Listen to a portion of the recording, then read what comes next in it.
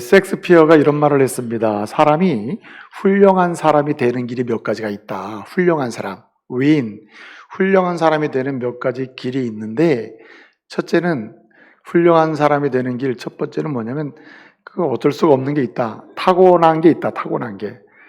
어떤 사람은 이 여러 가지 정황상으로 타고난 훌륭한 기질과 뭐랄까요, DNA나 이런 뭔가 그 능력을 가지고 타고난 사람이 있다는 거예요. 그래서 훌륭한 사람이 된다는 겁니다.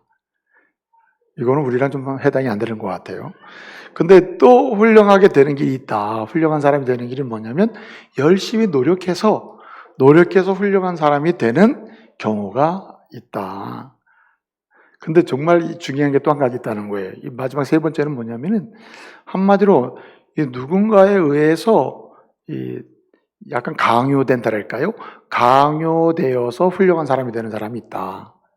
근데 이 세 번째가 대단히 중요한 의미입니다. 첫 번째와 두 번째는 그렇다 치더라도 일반적으로 세상에서 훌륭한 사람이 된 사람을 추적해서 조사해 보면 이 세 번째에 많이 걸린다는 거예요. 그 세 번째 이 강요되어서 훌륭한 사람이 되는 경우가 있는데, 이 말은 뒤집어서 무슨 얘기냐면 한마디로 주변에 모범을 보이는 사람이 많아서 훌륭한 모범자들 있잖아요. 각 삶의 영역에서 나름의 훌륭한 삶을 살아가는 그런 훌륭한 모범을 보이는 사람들 때문에 자기가 원하든 원치 않든 그 길을 걸어가게 되는 경우가 많다는 말입니다.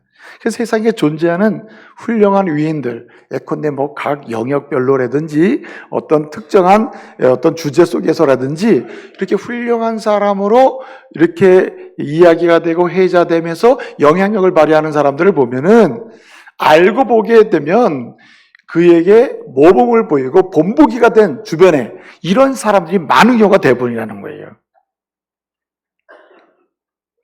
여러분, 우리 주변에는 어떤 사람이 있었나요?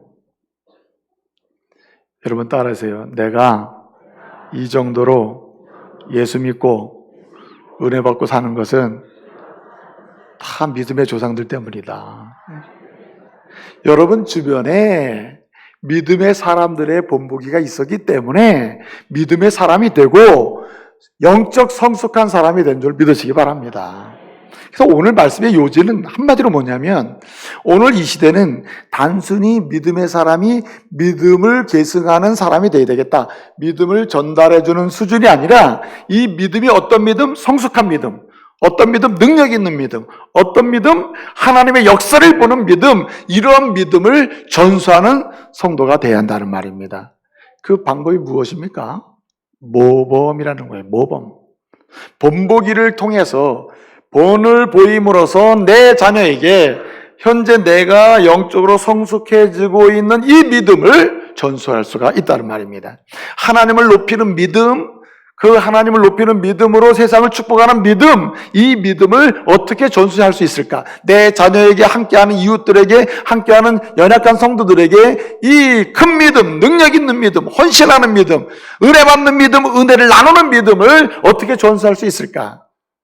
본을 보이는 그 일을 통해서 지금까지 이 믿음의 전수의 역사가, 계승의 역사가 이루어졌음을 믿으시기 바랍니다. 그래서 오늘 본문도 그 얘기하고 있는 거예요. 결론적인 얘기입니다.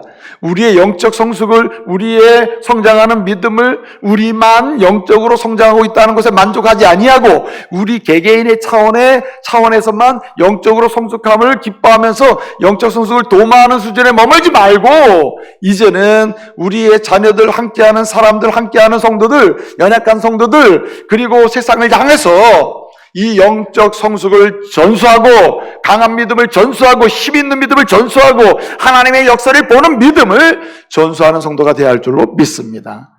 무슨 방법밖에 없다고요? 모범밖에 없다. 본보기밖에 없다는 거예요.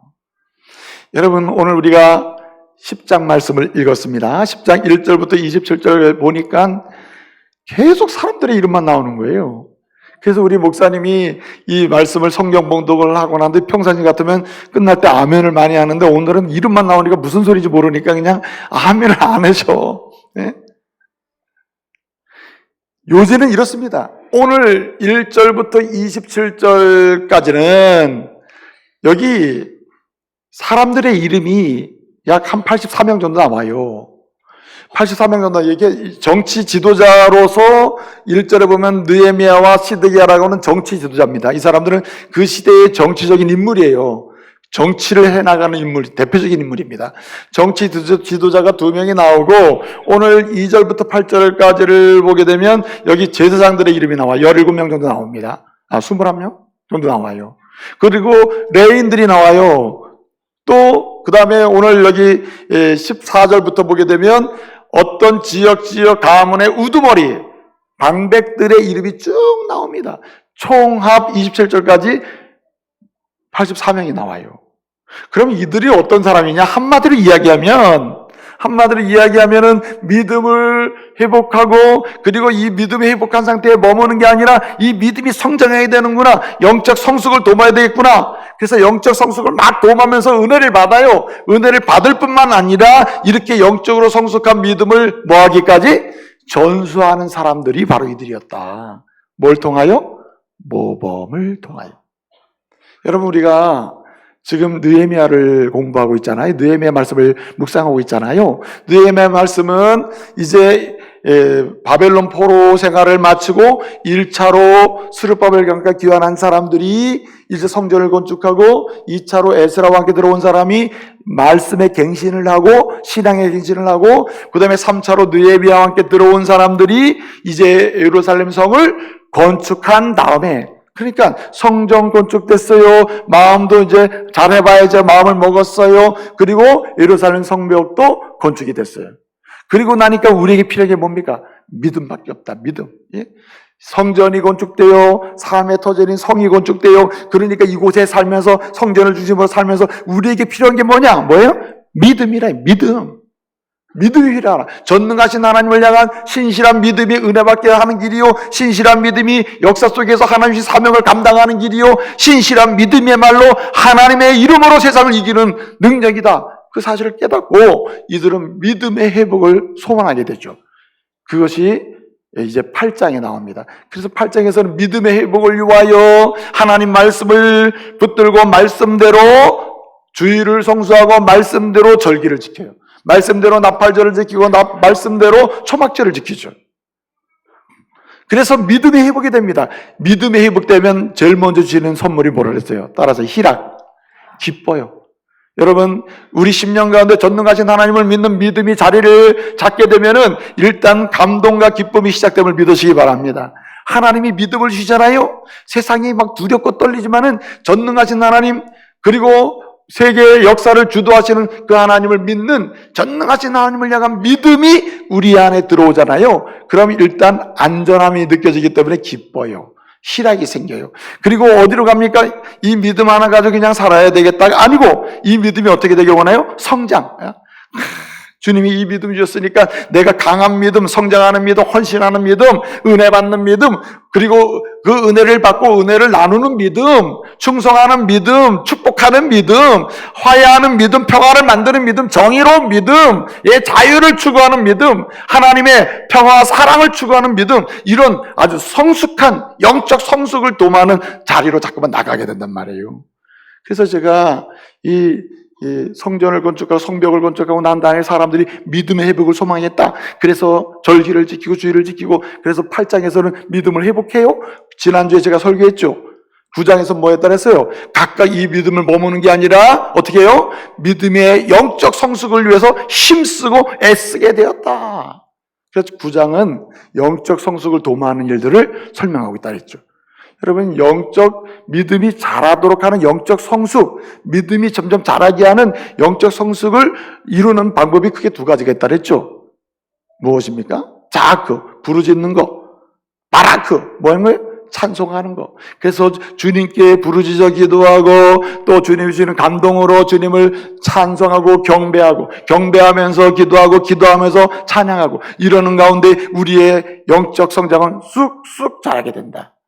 그래서 기도하고 부르짖고 자아크, 그리고 바라크, 송축하는 이 2개의 기둥을 따라서 우리가 이렇게 영적 성장을 도모하다 보면은, 첫째 하나님을 우선하게 되고, 2번째는 상처가 치유받는다 그랬어요. 갖가지 상처가 치유받으면서 힘이 나요. 그러면서 어떻게 민감해진다. 뭐해? 하나님이 좋아하는 것, 싫어하는 것에 민감하게 반응해서 하나님이 좋아하는 것도 신경 쓰며 살게 된다. 그러게 이게 뭐가 성장하는 거예요? 믿음이 성장하는 거죠. 믿음이. 개인적 차원에서 믿음이 쑥쑥 성장한단 말이에요. 근데 여러분, 성도들은 이렇게 믿음이 회복되고 믿음이 쑥쑥 성장하는 일에 개인적 차원에서는 이렇게 관심을 갖고 여기까지 오는 사람은 많아요. 그런데 이 믿음과 이 성숙한 믿음을 나뿐만 아니라 내 아들, 딸, 다음 세대, 넥스트 제너레이션에 대해서 신경을 쓰면서 그냥 믿음을 전수하는, 겨우겨우 믿음을 전달하는 아버지, 엄마가 아니고 겨우겨우 믿음을 심어주는 이런 그런 교회가 아니라 믿음을 심어주되, 어떤 믿음? 성숙한 믿음, 큰 믿음, 헌신하는 믿음, 세계를 축복하는 믿음. 아멘. 그리고 하나님을 높이고 세상을 축복하는 큰 믿음을 내가 전수해줘야지 하는 사람이 있다, 이 말이에요. 전수까지 신경을 써가, 그제 나만 믿음 생활을 잘하면 되지 하고 자기의 개인적 차원의 영적 성숙을 도모하는 사람은 많은데, 이 믿음이 나로 끝나는 게 아니라 내 아들, 딸들, 나와 함께하는 사람들, 연약한 성도들, 그리고 다음 세대까지 이 믿음이 널리 전수되기를 소원하는 사람도 있다는 거예요. 오늘 10장은 바로 그 얘기를 하는 거예요. 9장의 개인적 차원에서 이렇게 공동 차원에서 이렇게 믿음이 영적 성숙을 도모하는 일을 했는데, 그래서 은혜를 받았단 말이에요. 믿음이 자라고 있어요. 이 믿음이 우리에서 끝나는 것이 아니라 이 믿음이 다음 세대까지, 이 믿음이 연약한 평범한 성도까지 다 전수되기를 소원하면서 오늘 전수하는 방법을 보여주고 있다, 이 말이에요. 뭐라 그랬죠? 영적 성숙, 강한 믿음, 큰 믿음, 능력 있는 믿음, 그냥 믿음을 전수하는 수준이 아니라 강하고 건강하고 헌신하고 충성하고 능력 있는 믿음을 전수하는 길은 뭐라 했어요? 번복이다, 번복. 본을 보이는 것이다. 여러분, 오늘 본문 말씀은 사람 이름만 쭉 나왔습니다. 1절부터.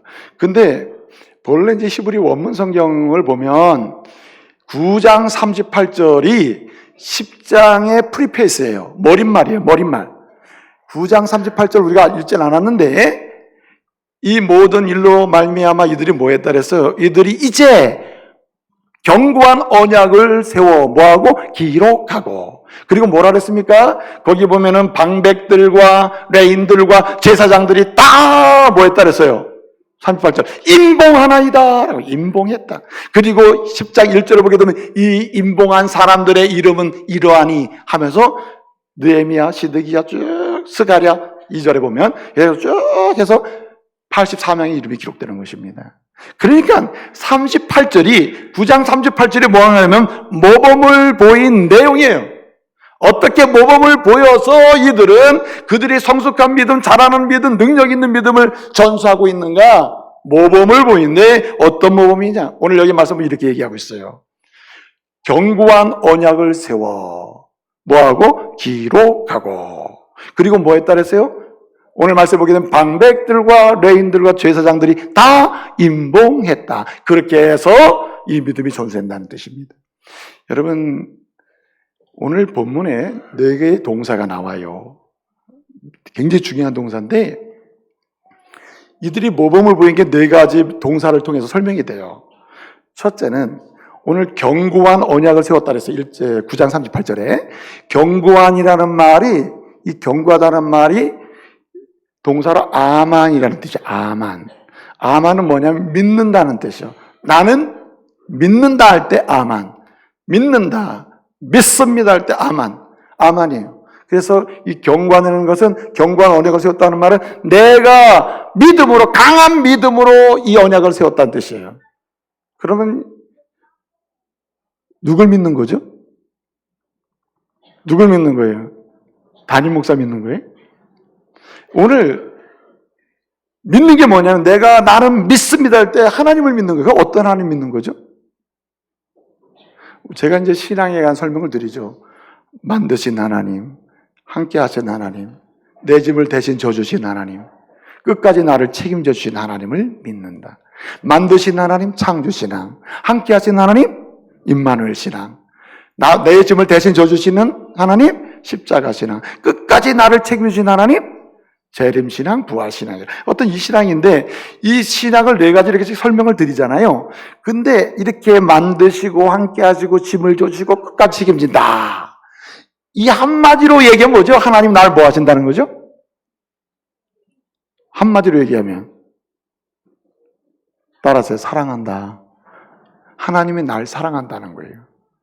여러분, 오늘 이 사람들이 성숙한 신앙을 본보기를 통해서 전수하게 되는데 그 본보기 시작이 뭐냐면 나는 하나님을 믿는다. 어떤 하나님? 날 사랑하시는 하나님을 믿는다. 여러분, 찬송 중에 찬송가 563장을 보게 되면 예수 사랑하심의 성경에서 배웠네. 우리들은 약하나 다 같이 예수 권세 많도다. 날 사랑하심 날 사랑하심 날 사랑하심 어디에? 성경에 써 있네. 자, 우리가 어떤 하나님을 믿느냐? 나는 믿는다. 오늘 이들이 신앙을 전수하는데 그 시작이 모범이 뭐냐면 나를 믿는다. 난 딴 거 안 믿어. 하나님은 날 사랑하심을 믿어. 날 사랑하심을 믿어. 여러분, 세계에서 아주 유명한 신학자들이 많잖아요. 칼 바르트라고 하는 신학자는 이 사람 문제도 많고 탈도 많지만 정말 훌륭한 신학자예요. 대단한 신학자입니다. 자, 그런데 이 사람이 인터뷰를 했어요. 많은 기자들이 물어요. 목사님은, 박사님은 어떻게 그렇게 셀 수 없이 많은 책을 쓰고 성경을 연구해서 막 그냥 해석을 하고 주석을 쓰고 어떻게 이렇게 많은 책을 썼습니까? 그런데 이렇게 연구를 많이 하셨는데 그러면은 이렇게 연구하시면서 발견한 하나님의 뜻이 무엇입니까? 어떤 하나님을 발견했습니까? 그랬더니 뭐라고 했을까요, 이분이? 그리고 당신이 발견한 하나님을 가장 잘 이해할 수 있는 쓴 책이 있으면 그걸 소개해달라고. 그러니까 이 목사님이 뭐라냐면 책 읽어볼 필요도 없다고. 내가 많은 책을 썼고 많은 연구를 했지만은 내가 성경을 연구하고 묵상하는 건 발견하는 건 딱 하나다. 예수가 나를 사랑하셨다는, 예수님이 날 사랑한다. 예수님이 날 사랑해서 십자가에 죽으시고 예수님이 날 사랑해서 부활하셨고 예수님이 날 사랑하시기 이 땅에 오셨고 예수님이 날 사랑하시기 때문에 죄인인 나를 긍휼히 여기셔서 의인으로 만들기 위해서 십자가에 피 흘려 죽으셨고 그 피로 믿는 자마다 예수 권세 아래서 구원받아 하나님 자녀가 되게 하셨어요. 예수가 날 사랑하신다는 거, 그 위에는 성경에서 찾을 수가 없다. 그거 하나면 된다.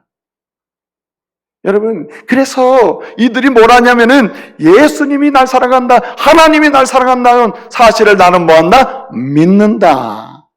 아멘. 나는 믿는다. 날 사랑하시는 주님을 믿는다. 그리고 두 번째 어떻게 했냐면은 날 주님을 사랑하시는 것을 믿기 때문에 나 또한 앞으로 내 인생을 누굴 사랑하며 살아요? 하나님을, 주님을, 예수님을, 성령님을, 우리 주님을 사랑하며 살겠습니다! 라고 서약하는 게 뭐냐면 오늘 본문에 언약을 세워입니다. 오늘 본문에 38절 보니까 언약을 세웠다는 말은 뭐냐면 경고하다, 이 말은 뭐냐면 나는 믿습니다. 하나님 날 사랑하시면 믿습니다. 고로 나도 주님을 뭐하며 살겠습니다? 사랑하며 살겠습니다 하고 언약을 세우는 겁니다. 근데 이걸 어떻게 따라 세 번째는 원래 이 언약을 세우는 게요, 이렇게 서약하는 건데, 이 카라트라 그러거든요. 카라트는 자른다는 뜻이 있어. 자른다. 원래 히브리어는요, 이 카라트라, 이 언약을 세운다 하는 말은 카라트라는 동사인데, 카라트. 자른다. 잘라서 서약한다는 뜻이에요. 이 말은 뭐냐면은, 목숨 걸고 내가 지키겠습니다 하는 의미예요. 목숨 걸고 내가 이거 지킵니다. 내가 끝까지 목숨을 걸고 주님이 날 목숨 걸고 우리 예수님 보내셔서 죽기까지 날 사랑하신 것처럼 그 은혜 감격해서 나도 이제 죽기까지 주님만 사랑하면서 은혜 받으며 살겠습니다 라고 서약하는 거예요. 이게 언약을 세우는 겁니다. 그리고 나서 뭐 했다 그랬어요? 세 번째는 카타부, 기록을 했다 그랬어요. 기록. 자, 여러분 생각해 보세요. 어떤 일을 도모할 때 우리 이렇게 한번 해보자, 이렇게 해보자 라고 모일 땐 사람이 많아요. 도모할 땐 사람이 많아요. 그러다가 그러면 우리 이걸 문서화 만들자. 문서화. 예? 글로 써서 여기 문서화하자. 그래도 문서를 작성하면 사람이 좀 빠져나가요. 아유, 난 그까지는 안 할래. 내가 말은 하고 다 이렇게 동조는 하지만은 나는 안 할래. 그리고 빠집니다. 그리고 그까지 작성하는 게 좀 꽤 많아요. 글로 써서 만들 때까지 꽤 많아요. 근데 마지막 오늘 뭐였다 그랬죠? 네 번째는 다 임봉합니다. 제사장들도, 그리고 여기 방백들, 우두머리도, 그리고 또 레인들, 지도자들이 여기 임봉했다. 임봉했다는 말은 사인했다는 말이에요. 옛날로 하면 도장 찍었다는 말이거든요. 도장을 찍어서 내가 동의하고, 이거 내가 각오하고 있어. 찍는 겁니다. 근데 여기 오늘날만 서명이 제일 쉬운 거죠. 서명을 한 겁니다. 그런데 여러분 보세요. 일을 도모할 때는 사람이 많아요. 100명이 모였다. 근데 이걸 문서화하잖아요? 글로 써요. 그래, 그럼 이건 우리 글로 쓰자. 해가지고 글로 쓰는 자리에 사람이 좀 줄어들어. 그 다음에 여기 뭐 할 때? 서명할 때는 팍 줍니다. 경험 있어요? 경험이 없습니까? 제가요, 이런 말씀 공적인 자리에서 드리긴 좀 그렇지만은, 우리나라 국가인권위원회가 있잖아요? 국가인권위원회법이 국가의 우리 백성들의 인권을 지키기 위해서 만든 법이라 이 말이에요. 한 사람 한 사람의 인권을 지키기 위해서. 그런데 그 국가인권위원회법을 만들 당시에 그 법이 만들어질 때 사람들이 몰라요. 그냥 국회의원들조차도 이게 인권은 좋은 거니까. 그래서 다 서명을 해가지고 통과가 됐단 말이에요. 그 통과를 시켜놓고 보니까 거기 독소조항이 있는 거예요. 독소조항이 뭡니까? 성적 지향, 동성애, 이게 다 보장되고, 이런 것들을 예를 들어서 뭐 나쁘다고 말할 수 없는 구조로 만들어 놨어요. 그래서, 이건 독소조항이다. 그래서 이제 다 국회의원님들한테 이렇게 물어봐요. 이거 이렇게 나쁜 거죠? 이거는, 그때 당시에 이거 법 제정할 때 왜 그렇게 됐나 모른다. 그거 알았으면 그걸 좀 뺄 텐데. 법을 제정해 놓고 개정하는 건 하늘의 별따기입니다. 얼마나 법 개정이 어려운지 몰라요. 이건 반성경적이고 하나님이 싫어하시는 거기 때문에 동성애자를 저주하거나 비판하거나 할 필요는 없어요. 그들을 안내하고 긍휼히 여기고 사랑하고 도와야죠. 그러나 하나님 앞에서 이것이 옳지 않다는 것을 얘기해 줘야 된다고. 근데 요즘 어떻습니까? 동성애가 나쁘다, 옳지 않다고 얘기하면 그게 걸려요. 그 문제가 되는 것입니다.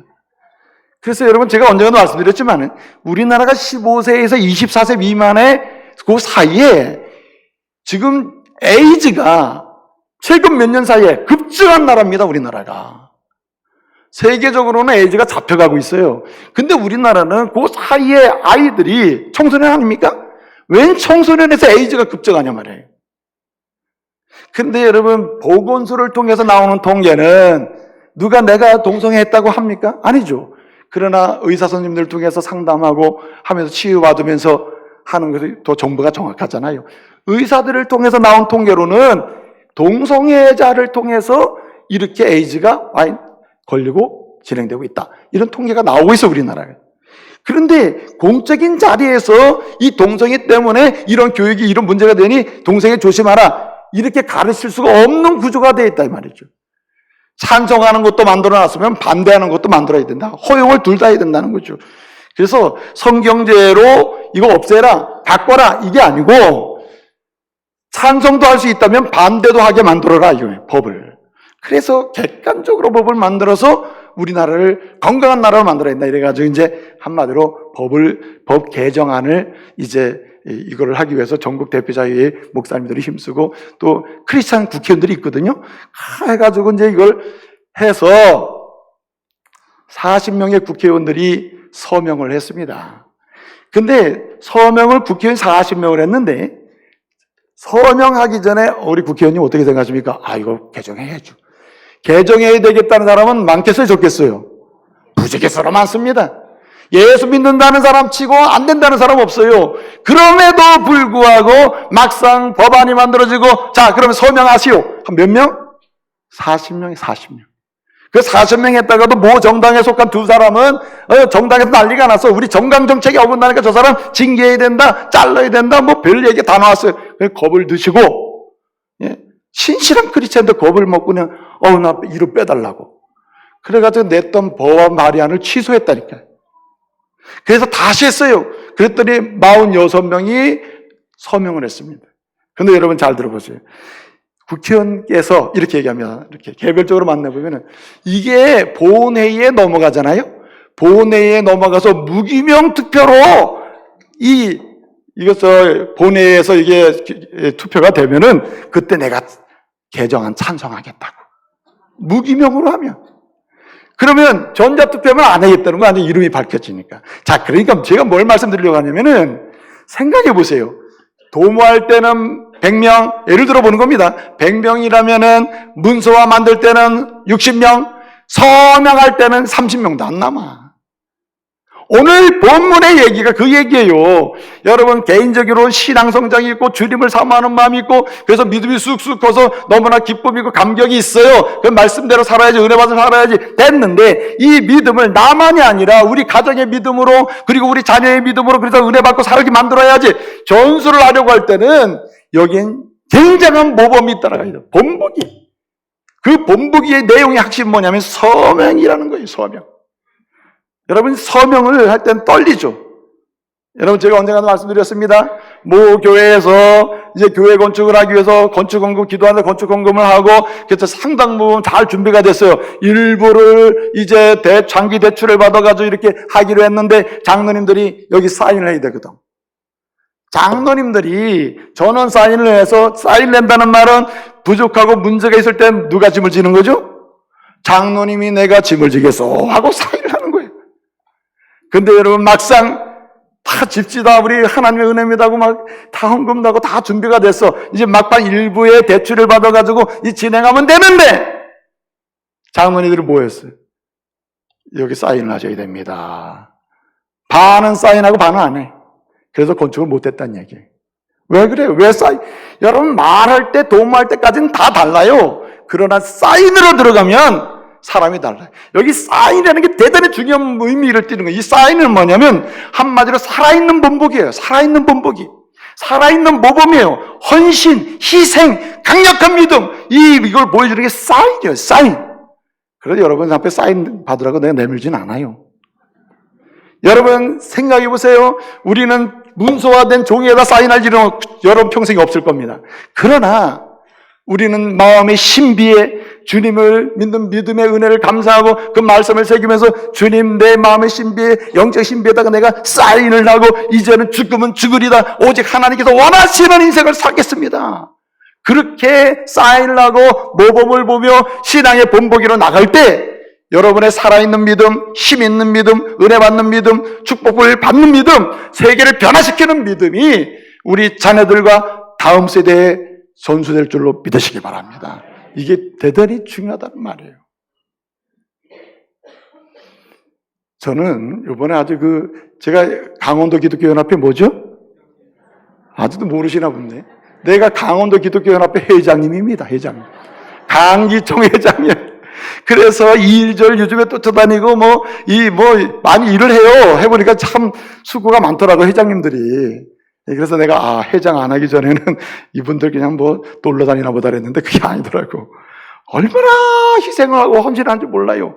그런데 저도 사인할 일이 많더라고. 그때마다 두려워. 이거 이제 짐을 줘야 되는데 사인하면 이거 신문에 나는데 그럴 때마다 이게 한 심사숙고하는 거예요. 그러나 사인은 곧 뭐로 통하냐면 따라서요. 시대의 본보기. 시대의 본보기가 되는 거예요. 이걸 의미하는 거예요. 그러므로 우리는 주님 앞에서 심령에다가 사인을 해야 돼요. 내 삶의 여정에 하나님 앞에서 사인을 해야 돼요. 그렇게 해서 신앙의 본보기를 보임으로 능력 있는 신앙, 하나님 높이는 신앙, 세상을 축복하는 신앙, 나만을 위해 사는 신앙이 아니라 세상을 향해 축복의 통로가 되는 신앙, 전수하는 은혜가 있기를 말씀으로 축복합니다. 그래서 이 모범을 보여야 되는데 이 모범은 사인하는 이 신앙, 이 모범은 뭐냐면은 한마디로 이야기하면 하나님의 뜻을 따르겠다는 모범이에요. 그렇잖아요. 하나님이 날 사랑하심을 난 믿어요. 나는 주님, 나도 그럼 평생 목숨 걸고 주님을 사랑하며 살겠습니다 하며 사는 게 이게 서명 아니에요? 이 말의 의미는 뭡니까? 오직 주 뜻대로 살겠다는 거 아닙니까? 그러므로 우리 세 가지 모범을 보여야 돼요. 세 가지 모범을, 서명적 모범을 보여야 된다. 세 가지 모범이 뭐냐면, 첫째는 하나님의 뜻을 구하는 모범을 보여야 할 줄로 믿습니다. 그래서 우리 자녀들과 다음 세대들과 믿음이 연약한 자들에게 우리가 강력한 힘 있는 신앙을 전수하기 위해서는 보여야 될 믿음이 뭐냐면 하나님의 뜻을 구하는 모범을 보이며 살아야 된다. 이거는 쉬운 게 아니죠. 여러분, 성도들이 무엇인가를 물을 때 하나님께 구하기를 권한 적이 있습니까? 여러분, 집안에 어떤 일이 생기면 하나님께 먼저 구하자고 제안한 적이 있습니까? 이게 모범이에요, 이게 모범.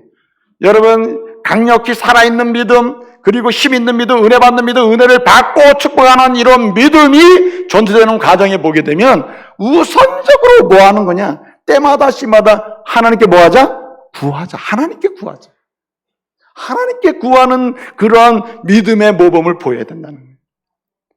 여러분, 어렸을 때부터 우리가 보아온 것 중에 가장 강력한 영향받은 게 뭡니까?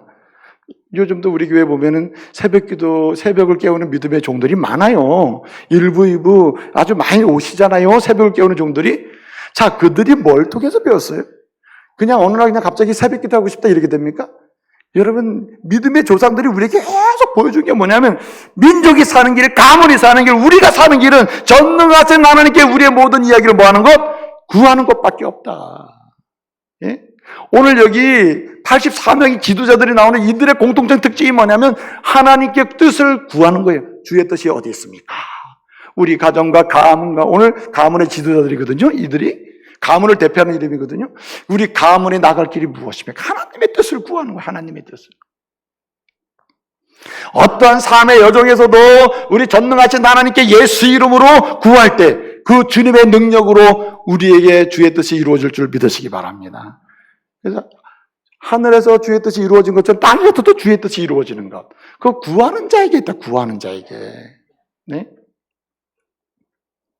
근데 이제 중요한 게 뭐냐면은 이 구하는 이 주의 뜻을 구하고 하나님의 뜻을 구하는 이런 모범, 이런 본보기, 이런 본을 보이는 데 있어서 정말 중요한 게 뭐냐면은 하나님의 뜻을 구하는 모범에 중요한 게 기다림이에요. 기다림. 주의 뜻이 이루어질 때까지 기다리는 거예요. 여러분, 시편 37편 7절을 보면 이런 말씀이 있습니다.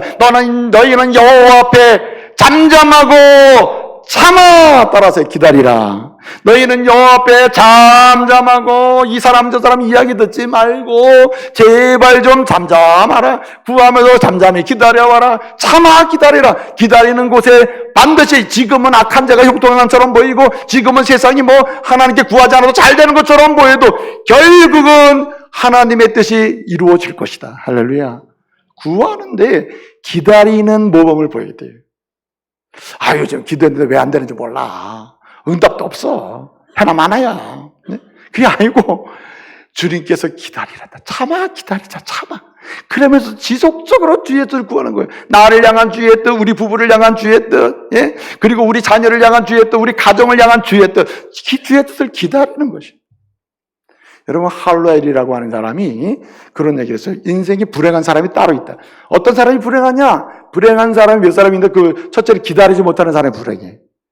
조금만 기다리면 문제가 안 생기는데 기다리지 못해서 싸워요. 기다리지 못해서 항상 전쟁이 일어나요. 기다리지 못해서 항상 싸움을 일으키고 정지를 하게 돼요.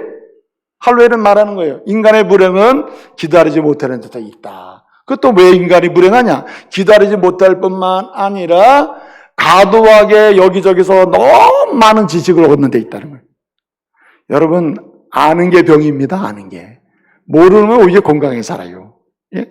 너무 많이 알아가지고 병이 될 때가 많아요. 근데 여러분 생각해 보세요. 인간의 건강성은 많이 아는 데 있는 게 아니라 필요한 걸 아는 데 있어요. 필요한 거. 그래 안 그래요? 필요한 걸 알아야지. 쓸데없는 걸 많이 알면 그게 병이 된다는 거죠. 그래서 기다리지 못해서 불행, 예? 또 너무 많이 알아서 불행, 쓸데없는 걸 너무 많은 정보를 습득한다. 근데 또 한 가지가 뭐냐면은 이렇게 일상의 걱정이라 일상의 걱정. 예? 일어나지 않은 일 걱정, 일어나는 일 걱정, 지나가는 일 걱정, 하나부터 열까지 계속 걱정하는 거예요.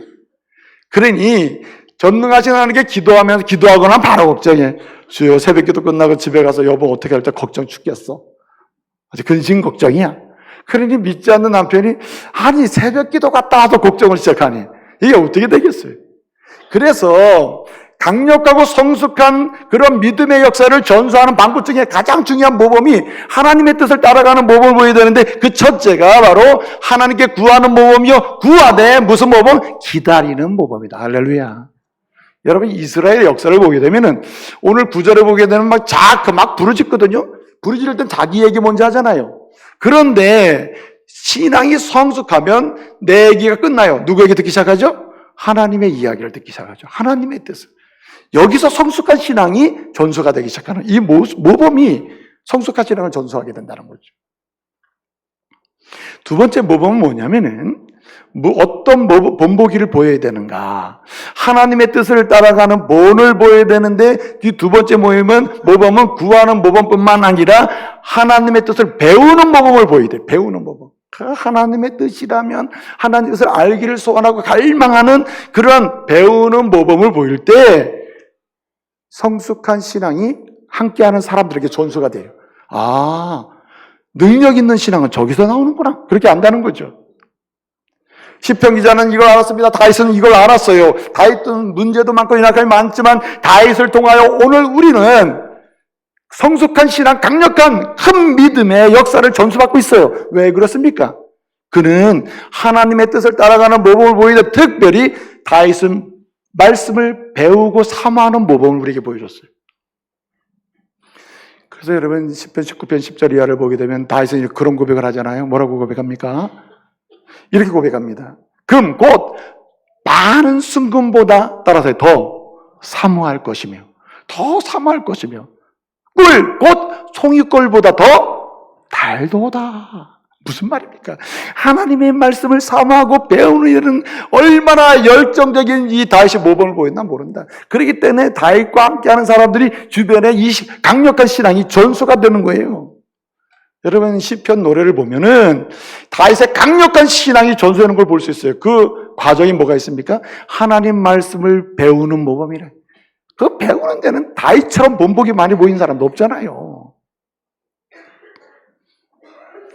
그래서 여러분, 보통 성공하는 사람들을 보면은, 아폴레옹 힐이라고 하는 사람이 한 얘기인데, 성공하는 사람들을 보면 세 가지 특징이 있다는 거예요. 성공한 사람들. 첫째는 집중성.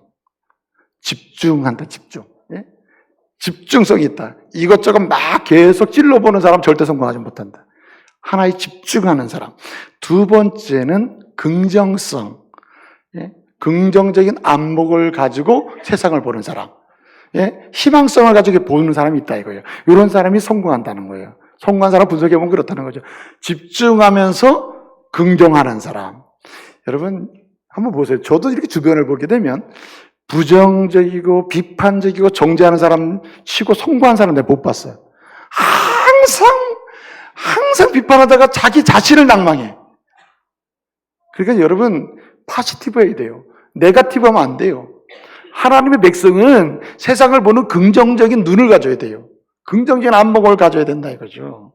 그런데 더 중요한 한 가지 있습니다. 그것이 뭐냐면은 작은 일에도 감사하는 겁니다. 큰 것이나 성취돼야 아유 이제 인생 살만났나가 아니고, 일상의 하나하나 작은 것이라도 하나님의 은혜로 이루어질 때 그때 어떻게 해요? 만족하고 감사하는 겁니다. 자, 그런데 이것을 언제 하냐?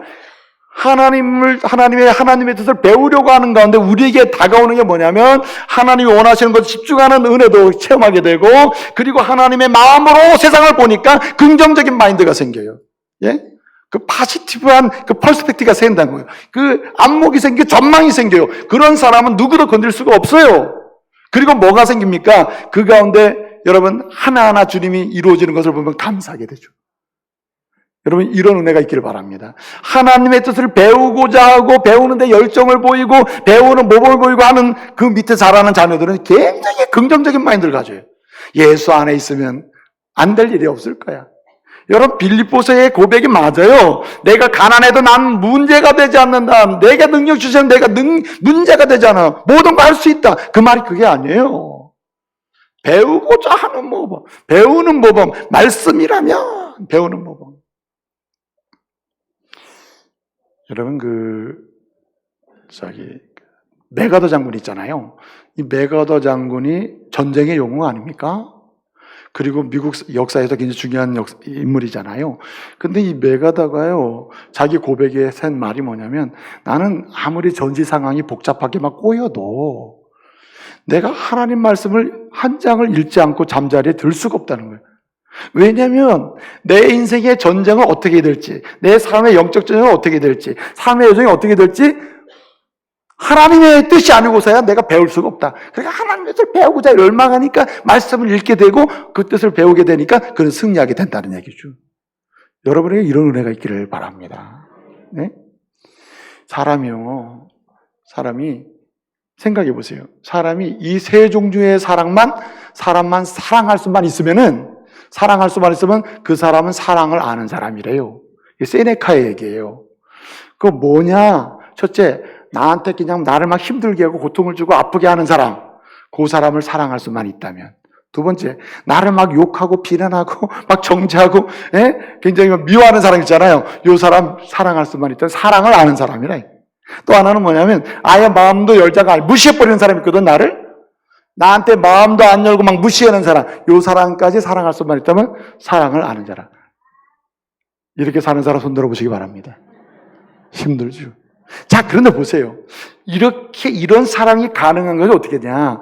우리가 온전하지 못하기 때문에 할 수가 없으나 하나님의 뜻을 배우기를 열망하고 그 배우는 자리에 자꾸 나가다 보면 그분이 예수 그리스도예요. 그분이 이 사랑을 한 사람이요. 그 예수님이 이 사랑을 이룬 사람이기 때문에 그 범주 안에 내가 들어서 하나님의 자녀가 됐기 때문에 예수 이름으로 그 은혜를 누리게 될 줄 믿으시기 바랍니다. 그 부분이 조금씩이라도 나타날 때 내 옆에 있는 아들, 딸들이나 이웃들이 다르긴 다르다. 이렇게 되는 거 아니겠어요? 할렐루야. 그래서 여러분, 신앙이 전수되는 것입니다. 무엇보다 마지막 한 가지 꼭 드리고 싶은 말씀이 있습니다. 어떤 모범이 되느냐? 하나님의 뜻이면 순종하는 모범이래. 자, 보세요. 하나님의 뜻을 구하는 모범, 하나님의 뜻을 배우고자 하는 모범, 배운 대로 하나님의 뜻을 뭐 하는 모범? 순종하는 본보기가 돼야 된다. 순종하는. 사실 순종이, 기분 좋을 땐 순종이 잘 되죠. 그리고 여건이 좋을 때야 순종하지 말라도 순종하죠. 그러나 어떤 상황에서도 주의 뜻이면 순종하는 그 모범, 한 번의 모범이 전체를 바꿀 수도 있다는 거예요.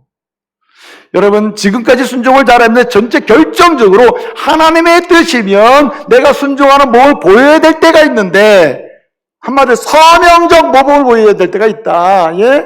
서명적 모범. 핫함, 서명, 인봉적 모범을 보일 때가 있는데, 그때는 언제냐? 순종할 수 없는 상황인데도 하나님의 뜻이면 뭐 하는 거예요? 순종하는 모범을 보여야 된다. 여기는 큰 결단이 필요하겠죠. 여러분, 그 김제에 가면은 금산면이 있고요. 혹시 금산면 출신 있습니까? 금산면에 가면 금산교회라는 유명한 교회가 있어요. 기독교 관광지에 지금은 유적지가 되어 있습니다. 이 기역자 교회가 있어요. 기역자 교회. 옛날에 남녀 유별이기 때문에 처음에 교회가 세워질 때 기역자로 해가지고 이 강단은 요 꺾어지는 데 있고 한쪽엔 여자, 한쪽엔 남자가 들어가서 예배를 드렸거든요. 근데 금산에 가면 이 금산교회가 있어요. 지금도 유적으로 있습니다. 그런데 그 교회를 개척한 사람이 최의덕이라고 하는 한국명으로 최의덕이라고 하는 선교사였어요. 미국명은 데이튼 선교사인데 이분이 그쪽에서 개척을 한 거예요. 그래가지고 교회가 점점 성도들이 이제 한 명, 두 명 늘어나기 시작했는데 그 지역에서 꽤나 유명한 잘 살고 유지, 리더십을 행사할 수 있는 이 중요한 사람 조덕삼이라는 사람이 예수를 믿게 된 겁니다. 이 사람이 주인이 예수를 믿으니까 그 집에 종로로 타는 사람들 싹 주일마다 들고 나오는 거예요. 그런데 주인도 예수를 잘 믿어요. 그 종들이 주인이 잘 믿으니까 종들도 예수님을 잘 믿게 된 거예요. 그 종들 중에 예수를 제일 잘 믿은 사람이 그 집에서 이 말을 기르고 마차를 끌고 말을 몰고 이 말을 관리하는 마부가 있었는데 그 이름이 이자익이라고 하는 사람이에요. 그 사람도 예수를 믿는데 주인만큼 잘 믿는 거야. 여러분, 집에서는 종하고 주인이지만은 교회는 어떤 형제자매 아닙니까? 그쵸? 넌 주인 아니잖아요. 그래서 그냥 신앙생활을 너무너무 재밌게 하는데 어느 날 교회가 공포를 했습니다. 이제 우리 교회가 성도가 이렇게 늘고 교회가 붕하니까 우리 장로님을 한 분 뽑아야 되겠습니다. 그래서 장로님을 뽑는 투표를 했단 말이에요. 뽑는 투표를 했는데 모든 사람이 생각에 이번에 조덕삼이라는 저 유명한 그 리더 지역의 유지 저 사람이 돼야 된다. 그래가지고 이제 사람들의 마음에 다 저분이다. 그래가지고 이제 생각하고 막 찍었나 봐요. 투표 결과는 주인이 떨어지고 그 종 마부 이자이가 장로가 된 거예요. 그래가지고 교회가 막 시끌벅적해지고 상황이 아주 복잡해진 겁니다. 그 성도들 사이에 막 문제도 생기고 막. 그런데 이 조덕삼이라고 하는 주인께서 나가더니 이렇게 얘기하는 거예요.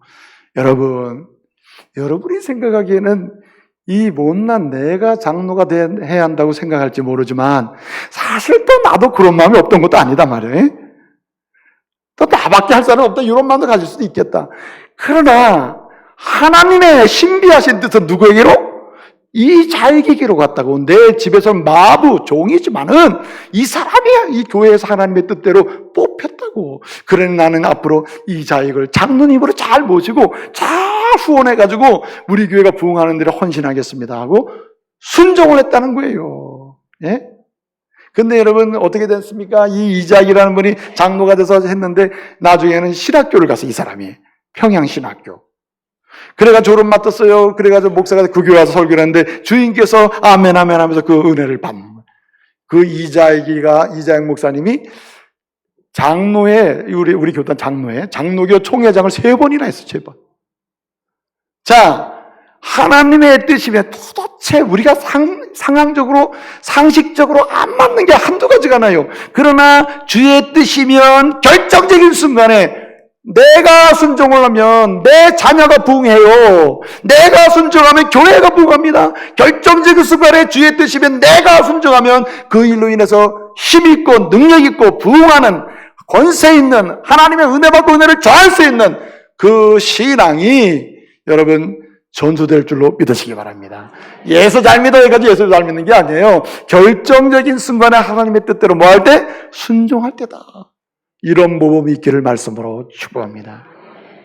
사랑하는 성도 여러분, 이 시대는 자기 신앙의 성숙을 위해서 도모하는 일은 열심인데 서명적 신앙, 한마디로 모범을 통해서 살아있는 신앙을 아들, 딸에게, 이웃들에게, 교회에 연약한 사람들에게 세상을 향하여 전수하는 일에는 무관심한 시대가 되었다.